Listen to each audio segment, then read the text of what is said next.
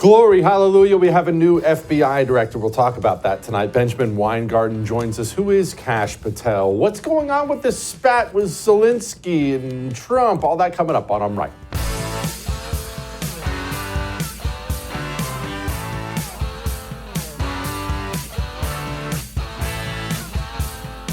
I'd shut down the FBI Hoover building on day one and reopening the next day as a museum of the deep state.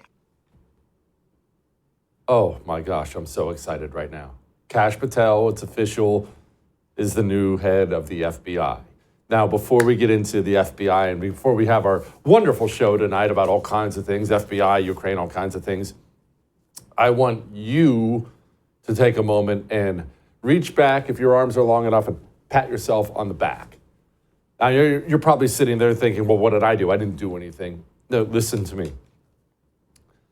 When Donald Trump got elected, the GOP Senate, talking about the Senate here, that's where freedom goes to die.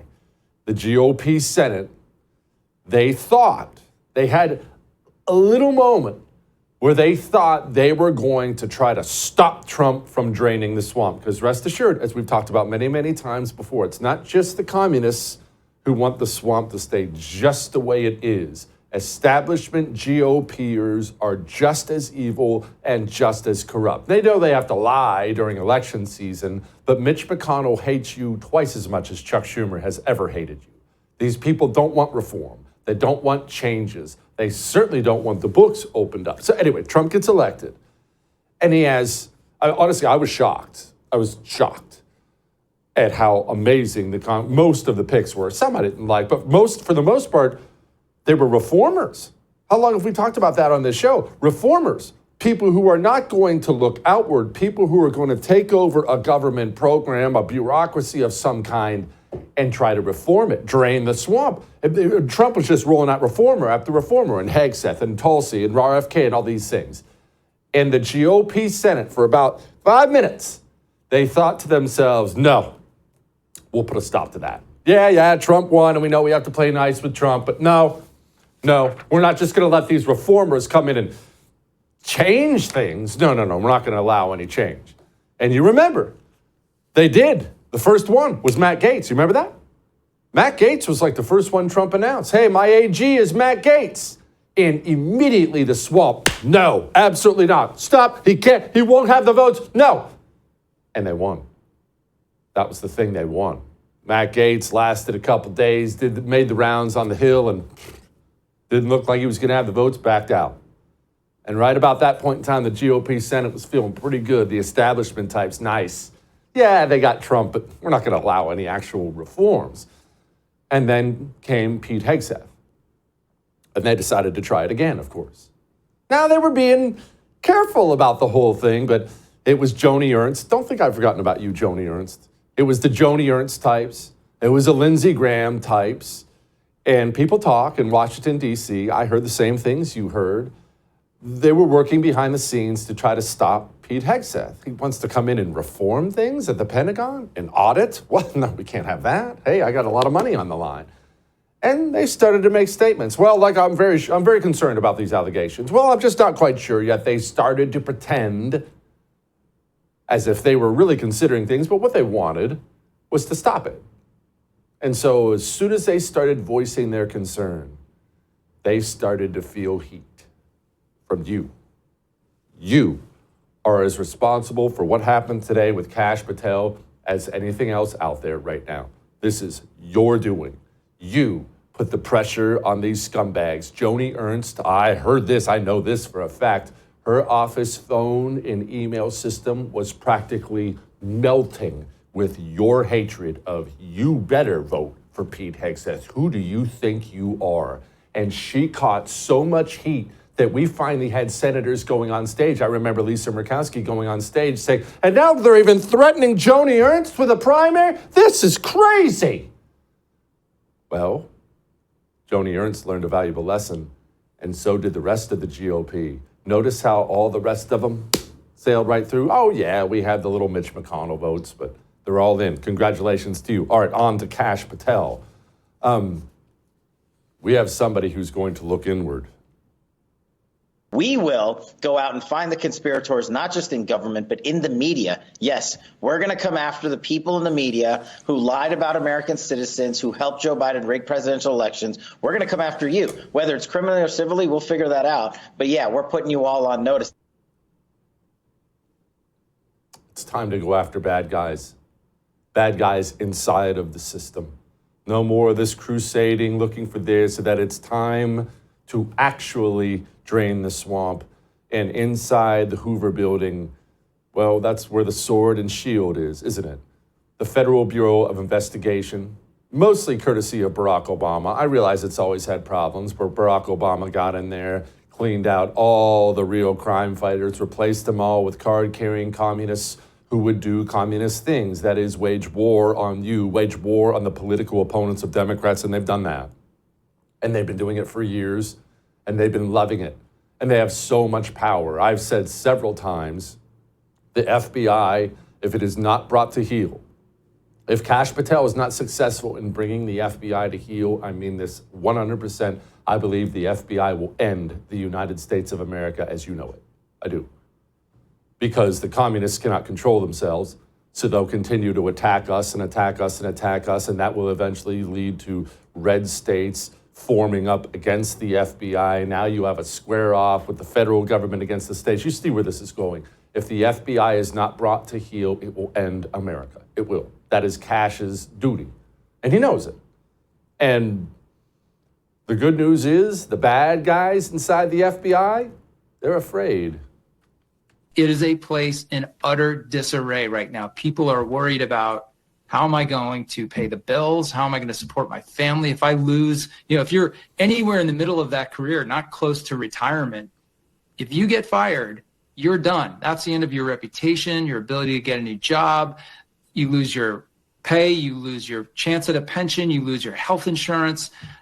This is a moment of terror for these people. It is absolutely disgraceful that they are being put through this in the middle of some political gamesmanship or act of retribution. They don't deserve to be treated this way. It's unlawful and it's disgusting. Moment of terror, huh? And that's interesting. If you're in the FBI, why would you be afraid? I bet I know. I bet the answer is you're a disgusting communist apparatchik, and you have taken your role, your critical role at the FBI, and you chose to, instead of enforcing the law, instead of going after criminals, you instead chose to go after the political opponents of Democrats while protecting Democrats like Joe Biden. That's how we ended up with an FBI director so mentally twisted that he could, with a straight face, announce that the biggest threat in this country is white supremacy when you've never even met a white supremacist. A huge chunk of those domestic terrorism investigations involve racially motivated, violent, extremist motivated terrorist attacks. And the majority of those, of the racially motivated, violent, extremist attacks, are fueled by some kind of white supremacy. That was, of course, a lie. Why'd they tell that lie? Well, they spent years calling you a white supremacist Nazi. Then you get the FBI to direct all of its efforts against white supremacy. And look at that, we get to arrest Republicans at will. That's why everyone knew that was the game. And you have to feel happy today for guys like Steve Friend, Marcus Allen, Garrett O'Boyle, the brave whistleblowers who didn't remain silent when the FBI turned into the Cheka, the guys who stepped up and spoke up bravely. It appears that I was retaliated against because I forwarded information to my superiors and others that questioned the official narrative of the events of January 6th. As a result, I was accused of promoting conspiratorial views and unreliable information. Because I did this, the FBI questioned my allegiance to the United States. Mr. Friend, you ever been to a school board meeting? Yes, I have. FBI ever sent you to the parking lot of a school board meeting? Yes, they have. And in the parking lot of a school board meeting where the FBI sent you, you were taking down information regarding people's license plates. That's correct. But the FBI will crush you. This government will crush you and your family if you try to expose the truth about things that they are doing that are wrong. And we are all examples of that. I hope Kash Patel chooses to make those gentlemen whole. They certainly deserve it. They've sacrificed so much for this country. And let's talk about that. Kash Patel, I'm a fan. Don't get me wrong. I'm a fan. I'm thrilled about this. I'm doing backflips. But he has a mountain to climb. An evil secret state police agency is not just going to lay down for the new director. They've been working tirelessly since Donald Trump won that election to hide their evil deeds. God only knows how many emails have been deleted, phone records, evidence. God only knows the horrible things they've been doing as they prepare to have someone come in and shed light on them. They know Kash Patel is going to do things like, hey, who decided to designate school board moms as terrorists? Parents who have the courage to ensure their children are taught what they feel is right, and those who have the courage of their convictions to go houses of worship, in my book, will never be domestic terrorists. Will you find out who was involved in this policy within the FBI, who agreed with it, who implemented it, who encouraged it? Will you find out that, Mr. Patel? Will you do an internal investigation? And will you make clear that those who supported this policy are appropriately disciplined? And will you make clear that the FBI will never do something like this again? If confirmed and pursuant to your congressional request, absolutely, Senator. Thank you. A mountain to climb. Now, how are we going to know if he's climbing that mountain? What indication are we going to have? I'm not inside the Hoover building, neither are you. So what are we going to look for? Well, guys have to be arrested. FBI agents are going to have to go to prison. If Kash Patel finishes his 4 years as FBI director without any current FBI agents going to prison, Kash Patel is a failure. I can't lay it out any more clearly than that. Oh, what guys? I don't know. Let's start with Elvis Chan.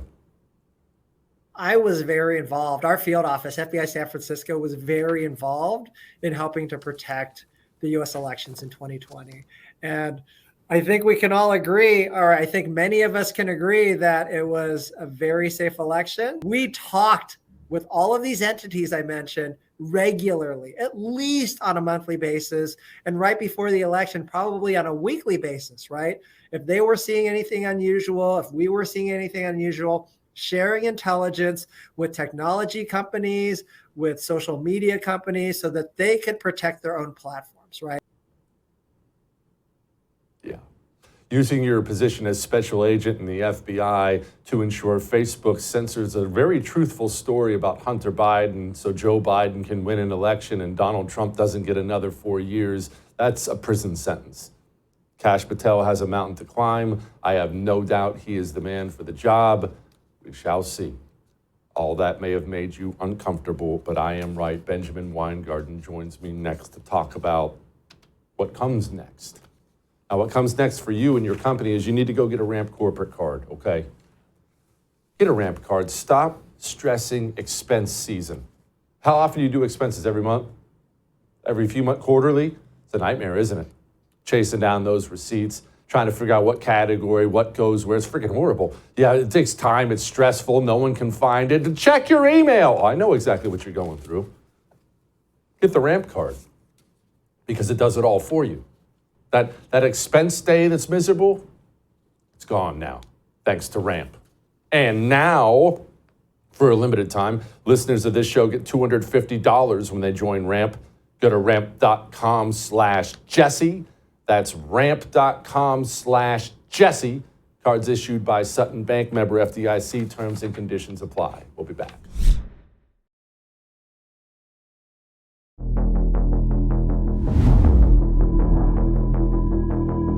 Having been the victim of government overreach and a weaponized system of justice and law enforcement, I know what it feels like to have the full weight of the United States government barreling down on you. And as the Biden Inspector General determined, those activities by the FBI and DOJ were wholly improper and not predicated upon law and facts. I will ensure, if confirmed, that no American is subjected to that kind of torment, to that kind of cost, financially and personally.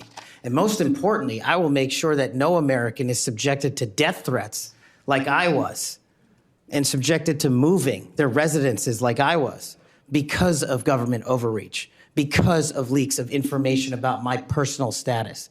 If confirmed as FBI director, Mr. Chairman, you have my commitment that no one in this country will feel that pain. Gosh, I'm excited because he seems angry, and I want a bunch of FBI people going to prison. Joining me now, Ben Weingarten, editor-at-large for Real Clear Investigations. Okay, Ben, what can we expect? I obviously am as familiar with Kash as anyone who does what we do, but I've never met the man. We're not friends. What kind of guy is this? Well, I think from everything that we know in his career, in what he's said in podcasts and TV interviews and beyond, this is someone who has worked in all of the core agencies of the national security, intelligence, and law enforcement apparatus. He has investigated the investigators. He has paid a dear price, as he just laid out there, for having exposed rot, corruption, politicization, and weaponization within the deep state. He was never captured by those entities, and then he was targeted by them himself. With the DOJ, while he was investigating the DOJ's own misconduct, to put it lightly, with respect to all things Trump-Russia collusion, he was having his records surveilled, his communications surveilled under subpoena for years. So this is someone who's worked in the belly of the beast. He has exposed its corruption, and he has been targeted by it himself. And who better to be put in the position of FBI director, which has been the tip of the spear in politicization and weaponization of the national security and intelligence apparatus, than Kash Patel.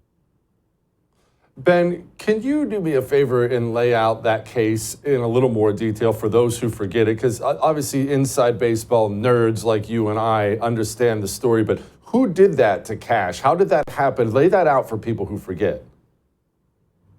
Well, you have to go back a little bit in time to those not so heady days of late 2016, 2017, when you had the House Intelligence Committee, then led by Devin Nunes, who himself faced the wrath of the uniparty in the deep state.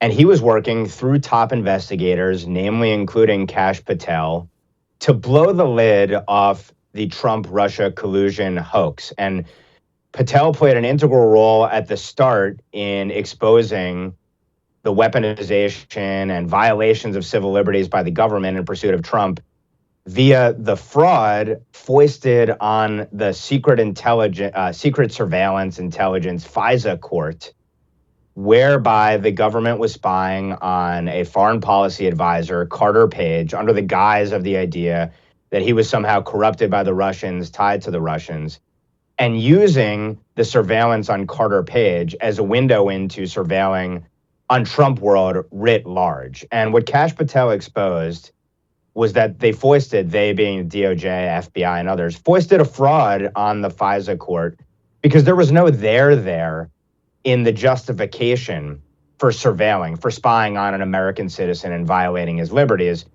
in Carter Page. While Devin Nunes's committee and Kash Patel as lead investigator was working to blow the lid off the corruption, which exposed that from the start, Russian collusion was a total hoax and a fraud and a way to sabotage and subvert Trump's presidency, he faced threats from the Justice Department that he was investigating, reportedly, that they might go about subpoenaing his communications records, according to reports. But little did he know that when that threat was made, before the so-called Devin Nunes memo came out on the Carter Page FISA court fraud at the start of exposing all of Russiagate, the DOJ already had subpoenaed Kash Patel's communications and the communications of a whole slew of staffers on the House Intelligence Committee, on the Senate Judiciary Committee, on the Senate Intelligence Committee, and beyond, all of whom were looking into the DOJ's activities with respect to Trump-Russia collusion. And Kash Patel would spend many years essentially going through exposing all of it when he later served as a deputy to the Director of National Intelligence, Rick Grenell at the time. He worked to expose by declassifying many of the Russiagate documents to bring to light to the American people the corruption there. But so this is someone who is at the heart of exposing maybe the greatest conspiracy in the history of the country to sabotage and subvert a president, treat him as a traitor to Russia. And as a consequence for it, one consequence was the government that he was investigating was spying on him at the same time. And of course, there are many leaks in which Patel was maligned in the media. And as he noted, of course, he had to move as a consequence of personal information exposed about him. So he's paid a dear price for daring to stare down the deep state. And so again, I'd ask, who better to serve in a place in the FBI that has been at the tip of the spear of politicization and weaponization than someone like him who has confronted it head on and has the scars to prove it? Ben, you wrote a wonderful piece for the Federalist about, the whistleblowers, about the corruption inside the FBI. Just how bad is it? Because I brought up in the opening just a few minutes ago, Kash has a mountain to climb. Now, he appears to be the guy who can climb it, but this is no easy task to clean out an evil secret state police agency like this.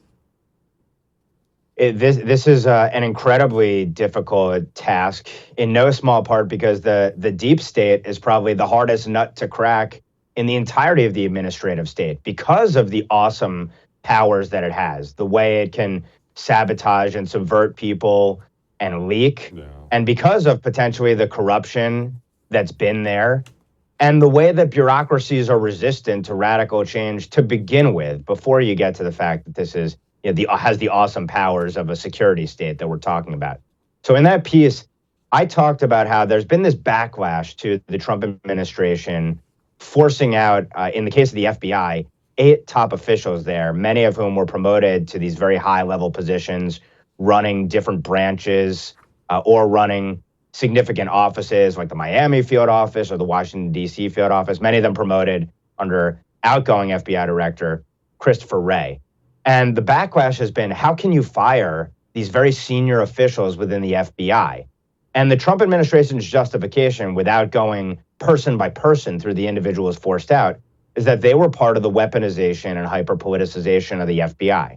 And what I honed in on in this piece is how at least 3 of the 8 officials there weaponized the security clearance process to sideline whistleblowers who made disclosures, some to their supervisors, their superiors in the FBI, and then others to Congress and beyond, of the weaponization and hyper-politicization in the FBI. And what these people were subjected to was mind-boggling to any fair-minded American. So you had people calling out the FBI abusing its powers or targeting people on political grounds, for example, for opposing the vaccine mandates, let's say internally. And they would try and dredge up, sometimes based on their political beliefs, a predicate to call into question whether many of these officials, FBI officials, some of them with stellar records, should have their security clearances potentially pulled. And when this happens, when you have a probe into your security clearance as an FBI official, you're put on suspension, you're not allowed to work, you're not allowed to earn income, you're not allowed to seek out third-party employment or receive gifts to get by. So basically, the process is punishment while they're going through probing your background to figure out whether or not you should have your security clearance revoked or not. This process can go on for months. Then you get a decision, revocation or not. Then you can appeal that decision if you're revoked. And you might be waiting months more just to get the file from your investigators telling you why you had your security clearance revoked, that you can then respond to within 30 days and try and defend yourself and get a final judgment on it. Many people in the FBI themselves leave before you ever get your case adjudicated, before you ever appeal it, essentially, because the process destroys you professionally, it destroys you personally. So I profile some of these people who had their security clearances targeted, and then to boot, others in the offices who blew the whistle on them being targeted for their political views, who themselves face the retaliation of having their security clearances weaponized against them by having them suspended, investigated, and beyond. So I would say that based on that alone, the fact that 3 of 8 very high-level officials within the FBI were allegedly involved with weaponizing the security clearance processes, oftentimes against conservatives or people who refused the COVID mandate, vaccine mandate. I think that alone tells you what the rot and corruption is like. And that's before we get to, of course, the targeting of faithful Catholics as if they're somehow domestic terrorists, the January 6th Inquisition, the targeting of concerned parents against the indoctrination of their kids in racial Marxism by the FBI, and on and on. We can talk about all these examples of a bureau that, to your point, was basically used as state police, as secret police, and sicked on those who dared to dissent from regime orthodoxy. Kash Patel has a huge, tall task to try and reverse all that. The long knives are no doubt going to be out for him. But again, I'd say you trust someone who's been targeted by a deep state like that more than you would trust anyone else because he hasn't been captured by these entities, yet he's worked alongside them, he's worked with them, and he's investigated them. It's no doubt a tall task, but he's someone who has the intestinal fortitude, I think, to take it on better than almost anyone trying to take on that kind of behemoth. I feel better now. Thanks, Ben. I owe you for that. I feel better now. I just breathed a sigh of relief. I feel good. Thank you, brother. Come back soon. All right. Zelenskyy is borderline belligerent now with Trump. What happened there? What a moron. What happened? Let's talk to Cernovich about that next. Before we get to that, let's talk about getting you some good sleep. I'm going to sleep better just knowing Kash is in there, but still, you never know. I'm drinking coffee as we speak. What if I'm up too late? Well, I'll just get some dream powder from Beam. Wonderful dream powder. It's hot chocolate. Natural hot chocolate. It's got melatonin and things like that in it. And I nuke a little coffee cup of milk, mix it up, and I sip on it before bed. I go to sleep. I don't wake up in the middle of the night. And when I do wake up in the morning, I feel so good. I want to feel like that all the time without all that drug crap in your body. Shopbeam.com/Jesse Kelly. We'll be back.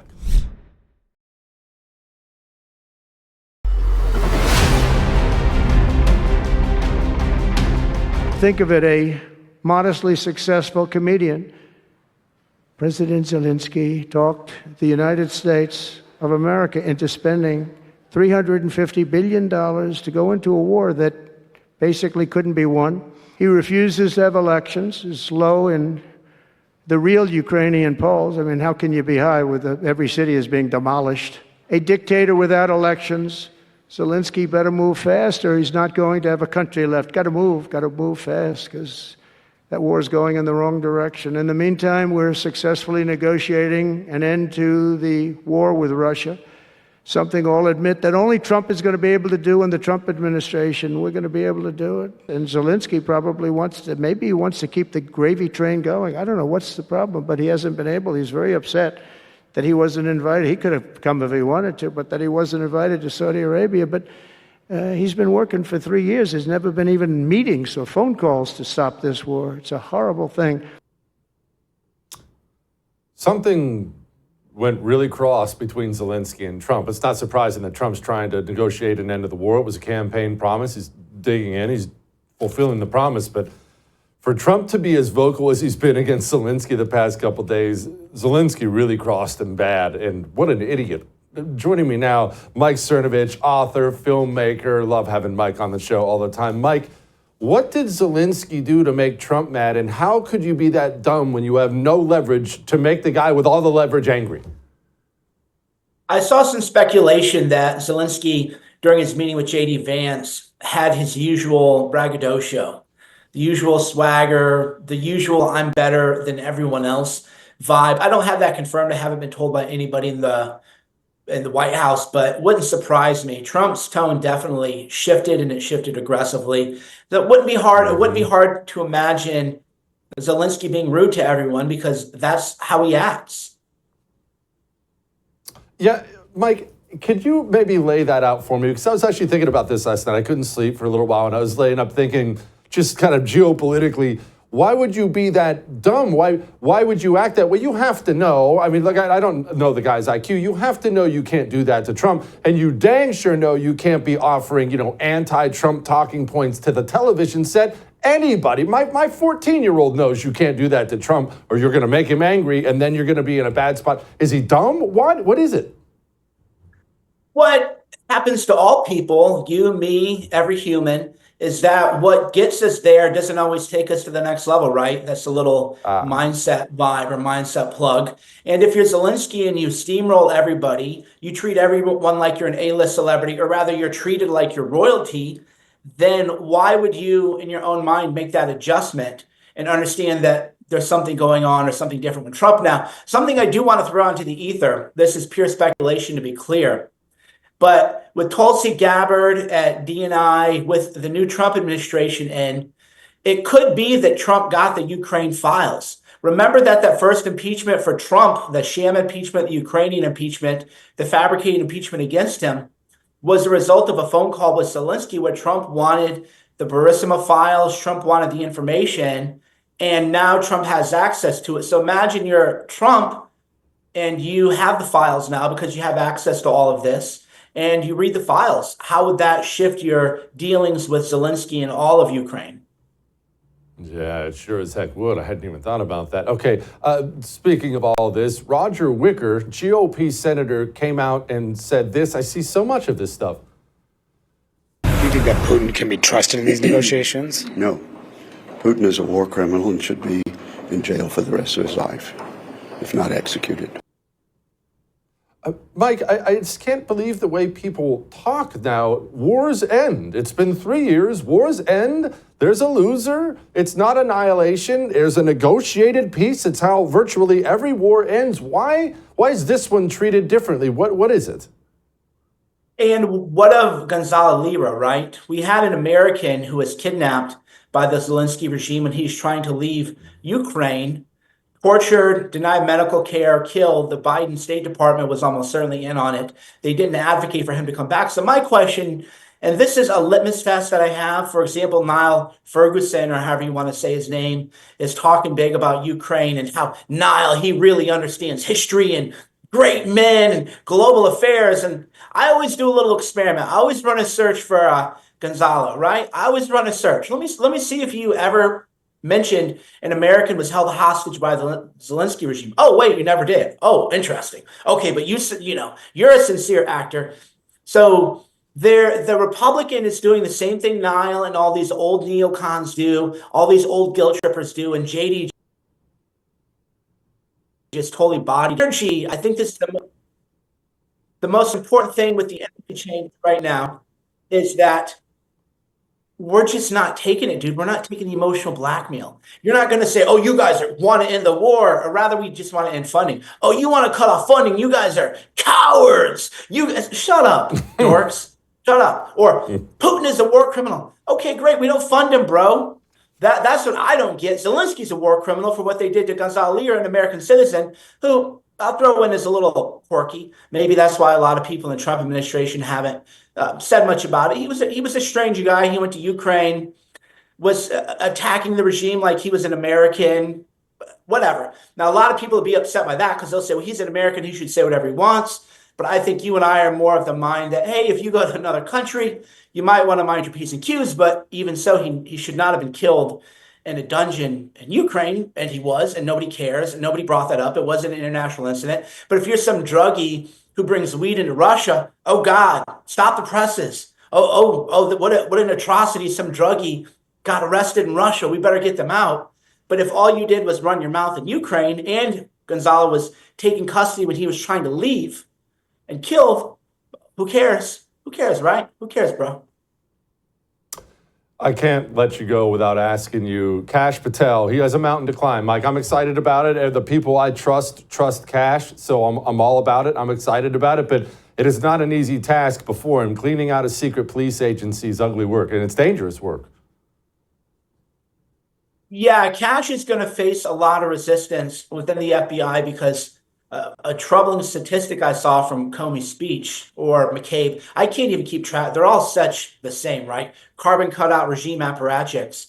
And apparently 40% of new hires happened under Christopher Wray, rather. See, McCabe, Wray, they're all the same. It's funny. So as much as the left is always talking about, well, there's not enough diversity, I can't even keep track of if Wray is any different from McCabe, is any different from Comey, right? They really are the same. Even if you follow as closely as we do, you go, no, actually, that was Wray.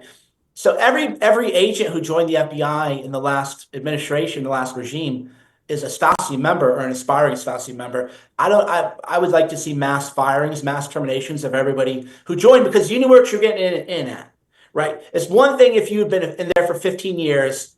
Easy for us to say, hey guys, give up your pension. We're so brave and you're so pathetic. Look at us, how brave we are. Just give up your pension, uproot your life because you don't like the J6 process. Whatever. I'm a little bit more nuanced on that. It's easy to talk big, right? But the people who wanted in on it, that's the Stasi. Those people all have to go. Everybody, fire them all. Amen.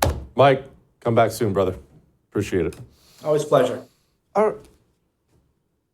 Andrew Cuomo, when he got the hook, there was a guy, he does a TV show on the First, it's called I'm Right. There was a guy who told you Andrew Cuomo will be back. I think Andrew Cuomo's coming back. Let's talk to Inez Stepman about that and other things in a moment. Before we talk to Inez, that same guy also told you about Pure Talk. He told you to switch your cell phone service because Verizon hates your guts. AT&T hates your guts. All this cultural filth we've seen, we have funded it. Because the corporate world has turned against us. We fund the corporate world. They take our money and use it against us. It's awful. It's awful how much of the destruction of our country we've paid for, myself included. You don't have to do that with your cell phone. Pure Talk, they'll give you the same service, same 5G network. You'll pay less, brand new phones, keep your phone, keep your number, brand new, whatever you want. Pure Talk has it, and they hire Americans. I love that. Today's the day to switch. puretalk.com/JesseTV. We'll be back.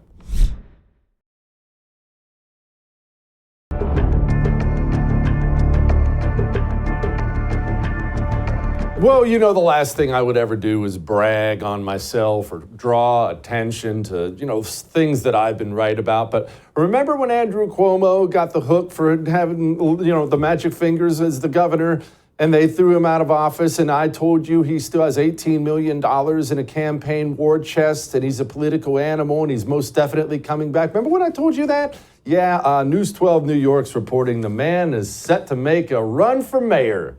Ha ha. The old oracle nailed it again. Joining me now to congratulate me and talk about this is my friend Inez Stepman, senior policy analyst from the Independent Women's Forum. Inez, you have anything you'd like to say to me right now? Oh, what you mean, commenting on your genius and foresight? I feel like you've left nothing left to say. Thanks, Inez. That's all I needed to hear from you. No, all right. So how does this work?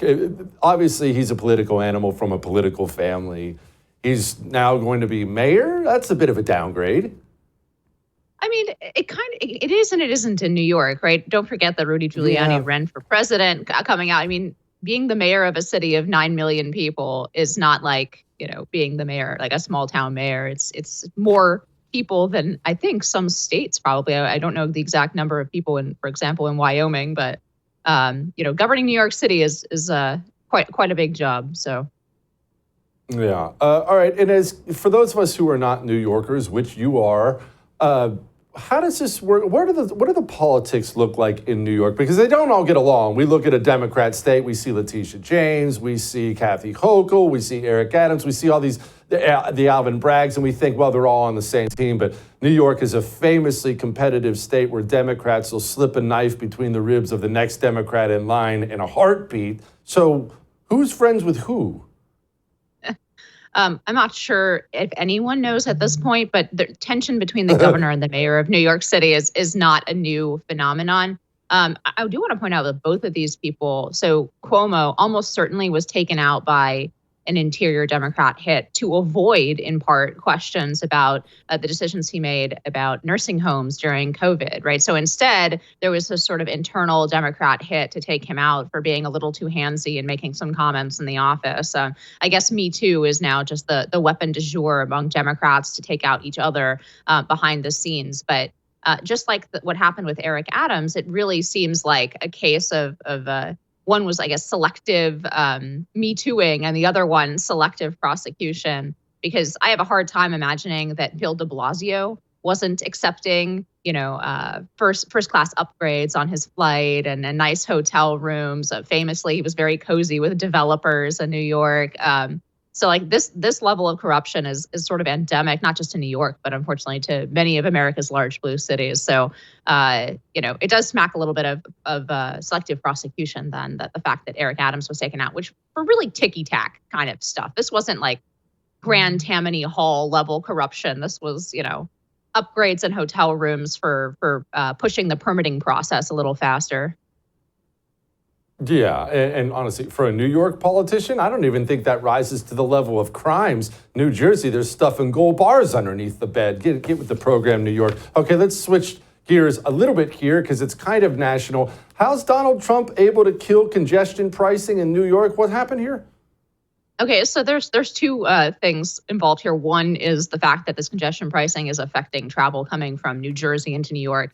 We think about the tri-state area as one blob, but it is in fact three separate states, and so there's interstate travel involved here.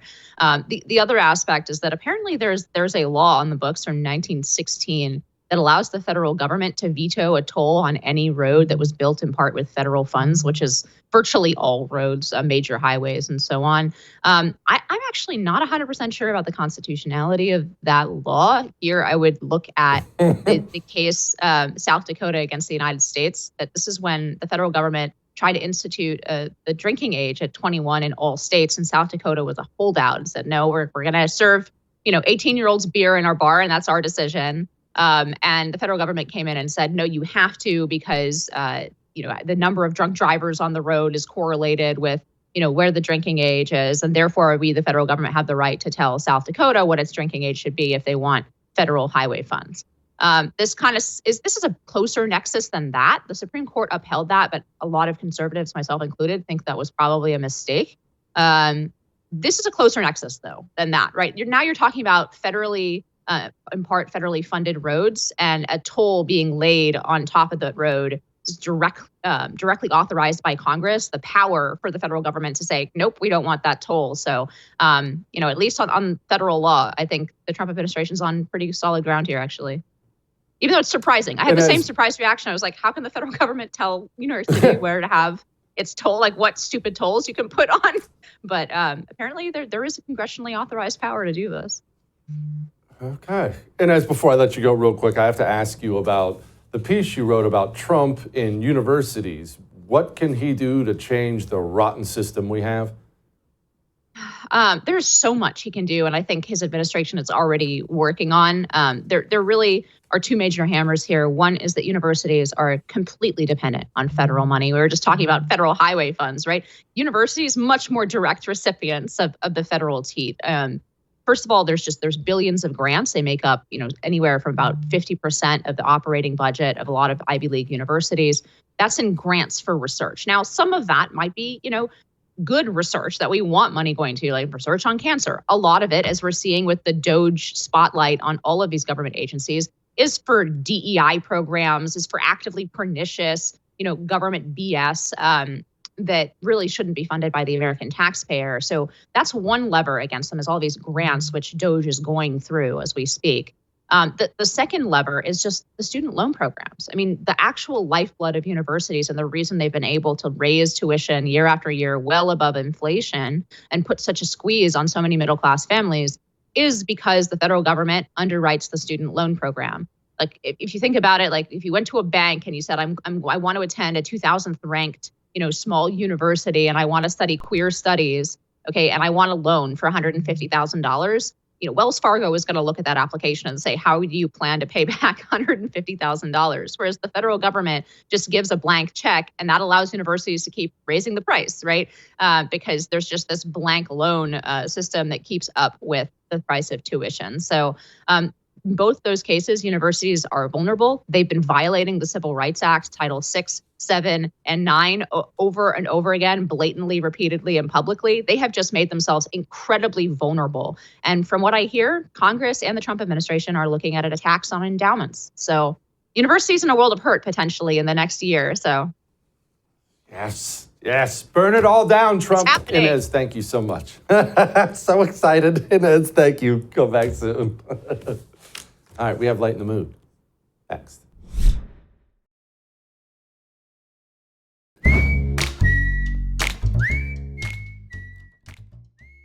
All right, it is time to lighten the mood. And this is a political lighten the mood. There's an old saying, never interrupt your enemy when he's making a mistake. The Democrat Party has turned into the party of radicalized freaks that are kind of not pleasant to be around. And so you'd probably, if you have those people in your party, want them to tone it down. Jasmine Crockett, the loudmouth moron congresswoman from the Dallas area here in Texas, she is apparently the new media darling. She's on TV every day. Smile. This woman is writing GOP ads for the midterms every single day.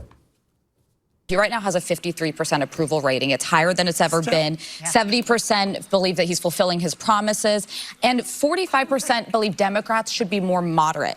What do you take away? I think there's a lot to make of those numbers, but what's your takeaway from that? My takeaway is just like the election. We've got to do better at education. People don't understand, but you will understand when those hospitals in rural America start closing down even more. You will understand when you don't have your Social Security. You will understand when your Medicaid, your Medicare goes away. You will understand as planes continue to fall out of the sky. Soon you will understand why it's important to maybe have somebody that isn't loud and ridiculous, and maybe Sleepy Joe is what we wanted because we could at least sleep at night.